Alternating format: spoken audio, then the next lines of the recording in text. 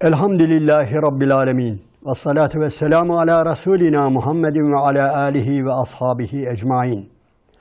Allah'ın selamı, rahmeti, bereketi üzerinize olsun aziz ve muhterem izleyenlerim.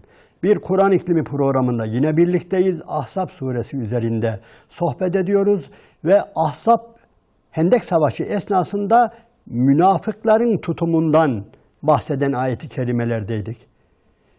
Aziz ve muhterem izleyenlerim, bir toplumdaki, İslam toplumu içerisindeki münafıkların durumu özellikle savaş esnasında çok daha net ve berrak bir şekilde su yüzüne çıkar. Ayrışır tabiri caizse. Kendini gösterir. Münafıkların münafıklıkları özellikle savaş esnasında, özellikle müminlerin hafiften tehlikeye düştüğü esnada münafıklar kendisini o zaman çok daha net ve berrak bir şekilde gösterirler. Onun dışında kolay tanıyamazsınız. Allahu Teala'nın buyurduğu gibi yani onların cüsseleri, konuşmaları falan çok ilginçtir. Ama savaş esnasında söylediğim gibi hafiften Müslümanlar mağlup oluyor gibi tehlike esnasında münafıklar çok daha net ve berrak bir şekilde tanınırlar. Ama onun dışında söylediğim gibi kolay tanıyamazsınız. Rivayete göre bir şey söyleyeyim. Abdullah bin Übey ibn Selül var ya hani münafıkların reisi. Dikkat ediniz, birçok rivayet var. Peygamber aleyhissalatü vesselam mescidinde hutbe esnasında ashabına hutbe verirken, konuşurken orta yerden kalkarmış, mescidin ortasında kalkarmış. Saddakte ya Resulallah. Doğru söylüyorsun ya Resulallah dermiş. Yani düşünün hele. Yani böyle bir tip. İyi günde, iyi anda, müminlerin güçlü kuvvetli olduğu anda böyleler. Ama ne zaman ki müminleri bir tehlike sardı, kendi gerçek yüzlerini ortaya koyuyorlar. Burada da böyle. Ve sadece burada değil, tarihin bütün dönemlerinde yani münafıklara böyle zamanlarda iyi dikkat edilmelidir. Dikkat edip de ne yapacağız? Tedbirimizi alacağız. Yani onlara başka bir şey yapma değil, iyi tanıyacağız. Onlara güvenmeyeceğiz. Onları sayıya katmayacağız. İşte bizden de şu kadar vardır falan bunlara şey yapmayacağız. Söylediğim gibi Ahzab suresinin bu olayları anlatan ayeti kerimelerine geldik. Buyuruyor ki Allahu Teala Bismillahirrahmanirrahim. Velev duhulet aleyhim min akdariha sümme su'ilül fitne. Eğer diyor düşmanlar her taraftan Medine'ye saldırsaydı, bu saldırı tam gerçekleşseydi, yani önden gelen müşrikler Hendek'e atlamış olsalardı, arkadan Kureyzalar saldırmış olsaydı, tam gerçekleşmiş olsaydı diyor, o zaman ve bunlardan da bir şey istenseydi, yani bir rivayete göre dinden dönmeleri istenseydi veya haydi kendinizi gösterin deselerdi, hemen kendilerini gösterirler. Yani İslam'ı terk ederler, Müslümanları terk ederler, derhal kafirlerle beraber olurlardı. وَلَوْ دُخُلَتْ عَلَيْهِمْ مِنْ اَقْدَارِهَا ثُمَّ سُئِلُوا الْفِتْنَةَ لَآتَوْهَا. Kesinlikle bunu yerine getirirlerdi diyor. Derhal kafirlerle beraber olurlardı o anda diyor. Ve bunda hiç gevşeklik de göstermezlerdi. Hemen bunu yerine getirirlerdi. Kolayca yerine getirirlerdi. Hiç beklemezlerdi buyuruyor.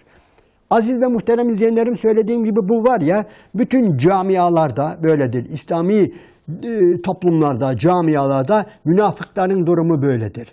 Yani teker tümseye açtığı an derhal kendilerini gösterirler ve net bir şekilde saf değiştirirler. Derhal kafirlerden yana olurlar, bunu gösterirler. Evet, bu münafıkların yapısında, tıynetinde, fıtratında bu vardır. Evet. Allahu Teala buna rağmen dikkat ediniz,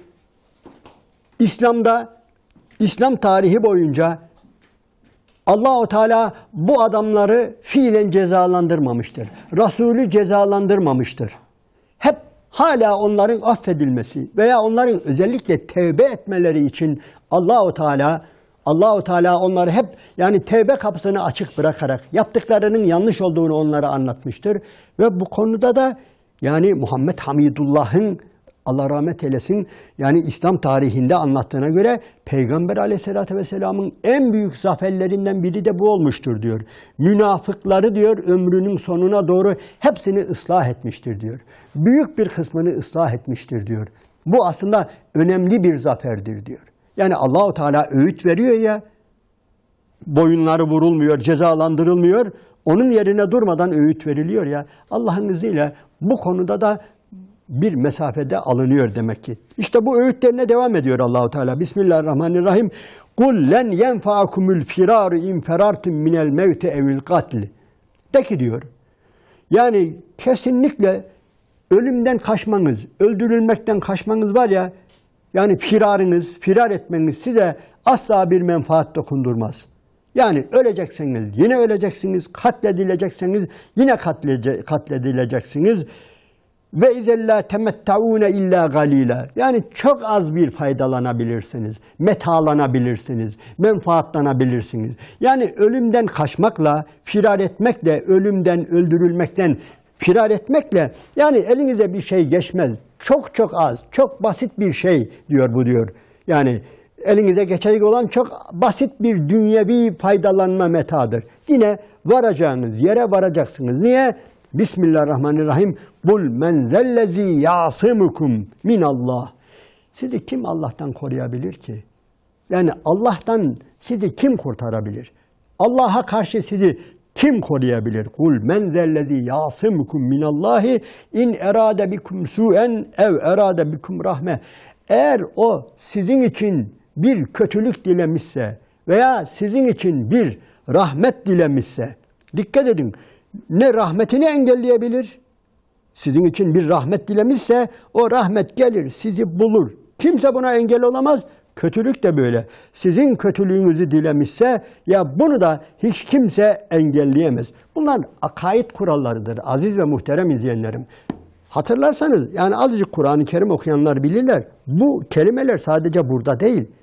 Ve in yemseskallahu bidurrun fela kashife lehu illahu. Buna benzer. Yani Hud suresinde de vardır, En'am suresinde de vardır. Çok surelerde burada da vardır. Fetih suresinde de vardır. Yani eğer Allahu Teala bizim hayrımızı istemişse, bizim için bir hayır ve rahmet murad etmişse kimse engelleyemez. O gelir bizi bulur. Ve yine bizim için bir kötülük dilemişse, yani yaptıklarımızın karşılığında tabii kimse engel olamaz. Hiç kimse o kötülüğün gelip bizi bulmasına engel olamaz. Bu Allahu Teala'nın bir kuralıdır. Bunu bir yere yazın. Bu bir itikat kuralıdır, bir akaid kaidesidir. Bunu bu şekilde bilelim buyuruyor.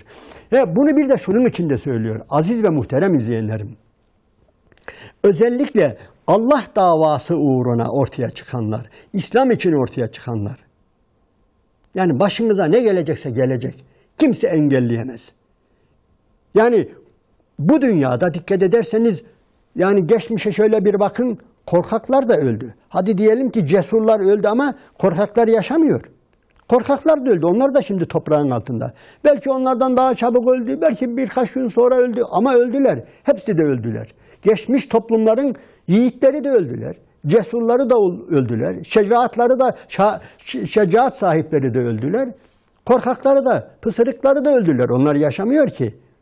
Allah'a göre zaman yani çok basittir. Belki bize göre biraz yani bir şey yaptığımızı, bir şeyler kazandığımızı zannediyoruz ama öyle değil. Evet, Allahu Teala bu konuda özellikle münafıkları uyarıyor.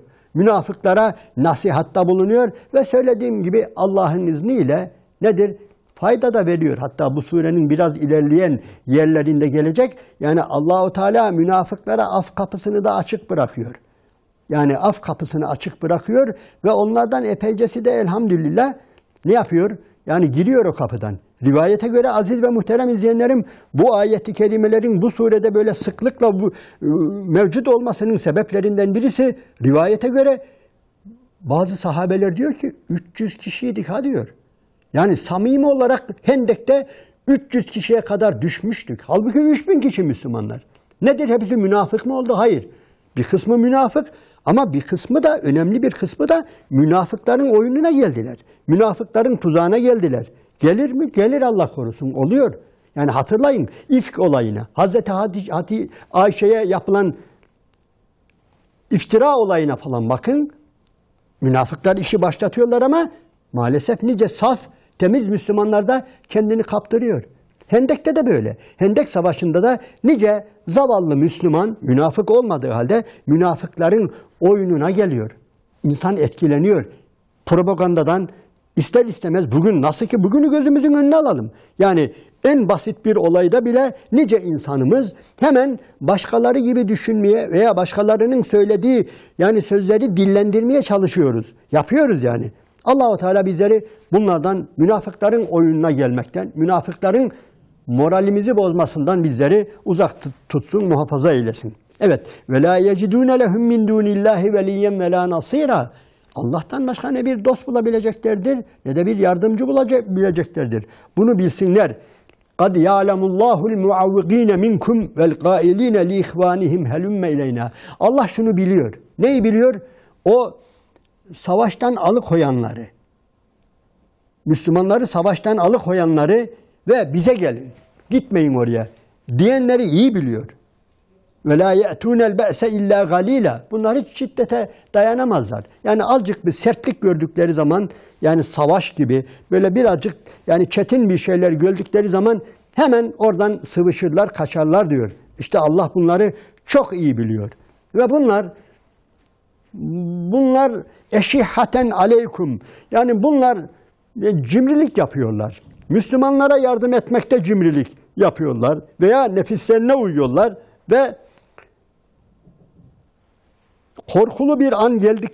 korkulu bir sahne geldiği zaman yani öyle pozisyonlar oluyor ki yani sana ölmüş yani bir ölüm gözüyle ölüm bürümüş onları o gözle böyle zavallı zavallı bakıyorlar. Şaşkın şaşkın bakıyorlar. Öyle savaşta öyle pozisyonlar oluyor. Fakat o korku hali gittiği zaman diyor yani tehlike gittiği zaman ve birazcık şöyle rahatlama olduğu zaman ve özellikle ganimet falan taksimi söz konusu olduğu zaman, Müslümanların birazcık galibiyeti belirdiği zaman, netleştiği zaman, göründüğü zaman sen o zaman göreceksin bunları. Bu kalbinde hastalık olan münafıkları ve münafıklara uyanları göreceksin. Seni diyor bu defa dilleriyle sokarlar diyor. Rahatsız ederler. Evet. Bunlar öyle kişilerdir ki diyor Allahu Teala. Aslında savaşta diyor bulunsalar bile size bir faydaları da dokunmaz daha. Diyelim ki savaştan kaçıyorlar ama savaşa gelse ne yapacaklardı bunlar? Bunlar savaşa geldiklerinde de o münafıklar yani sana zerre kadar bir faydaları olmayacaktı bunların. Zaten savaş yapacak olsalardı tam ona göre hazırlık yaparlardı. Tevbe suresinde bunu buyuruyor. Ama bunlar söylediğim gibi kesinlikle savaşmış olsalardı bile yani ey Resulüm yani bunlar sana bir katkıda bulunmazlardı. Müminlere bir faydası olmazdı buyuruyor. Ve bunlar daima fitne gözetliyorlar. Bunlar haber uçuruyorlar, haber bekliyorlar. Yani bu ayeti kerimelerde bunlar anlatılıyor. Yani haber bekliyorlar. Yani düşmanın durumu nedir, öteki ona göre pozisyon alacaklar. Ona göre kendilerine ayar verecekler. Böyle zayıf insanlar bunlar. Zayıf karakterli insanlar ve fakat sayı itibariyle söylediğimiz gibi Hendek Savaşı'nda epeyce bir yekün tutuyor.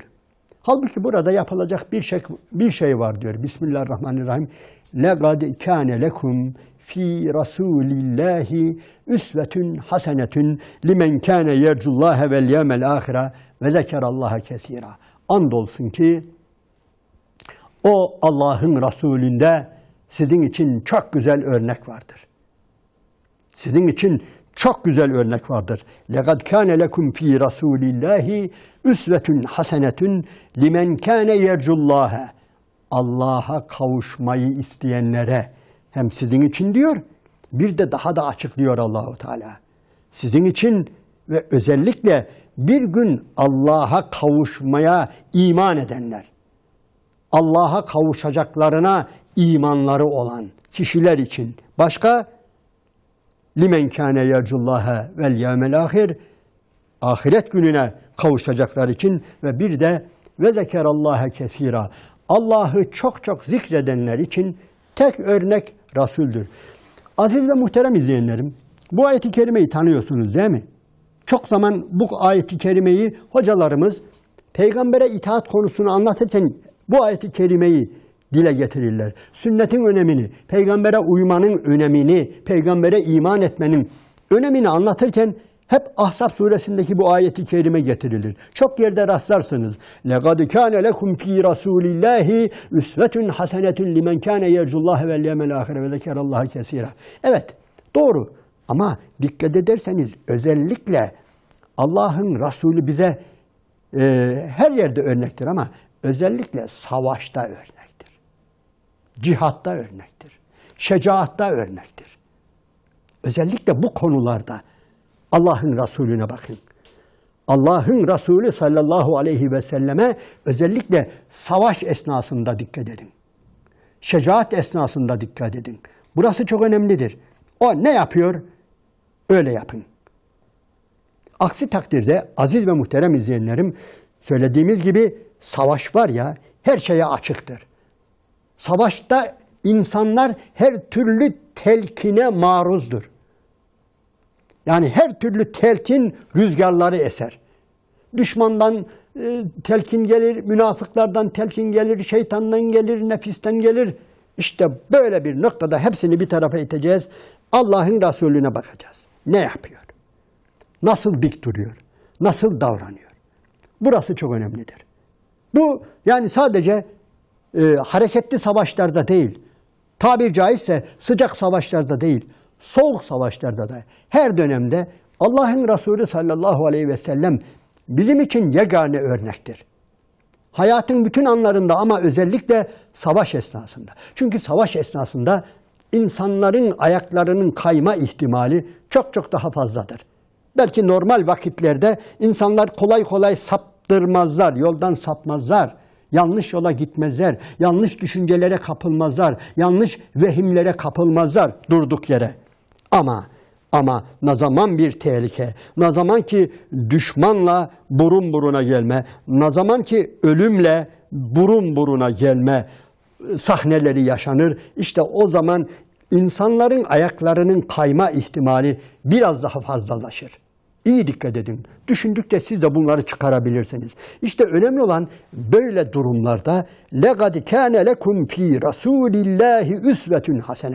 Andolsun ki işte böyle pozisyonlarda, böyle sahnelerde Allah'ın Resulü sizin için yegane örnektir.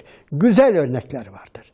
Kim böyle sıkıntılı zamanlarında Allah'ın Resulü'nü okursa, artık biz onunla beraber değiliz şu anda, kim onun hayatını okursa ve gözünün önüne getirirse, bir sıkışıklık anında, bir dayatma anında, bir işkence anında, ne bileyim böyle buna benzer sıcak bir çatışma anında, düşmanla, tağutla, zalimle, diktatörle, birileriyle karşılaşma anında, kim Allah'ın Resulü'nün hayatını iyi bilir, gözünün önüne getirirse, bu arada öteki peygamberleri de tabii gözünün önüne getirdiği zaman Allah'ın izniyle o sağlam basıyor demektir. Onun yalpa yapma ihtimali yoktur. Deminden beri Allah-u Teala'nın ta baştan beri saydığı münafıkların savaş esnasındaki yapacakları bütün falsolar, bütün hatalar nedir? Allah'ın izniyle Müslümanlardan uzaklaşır.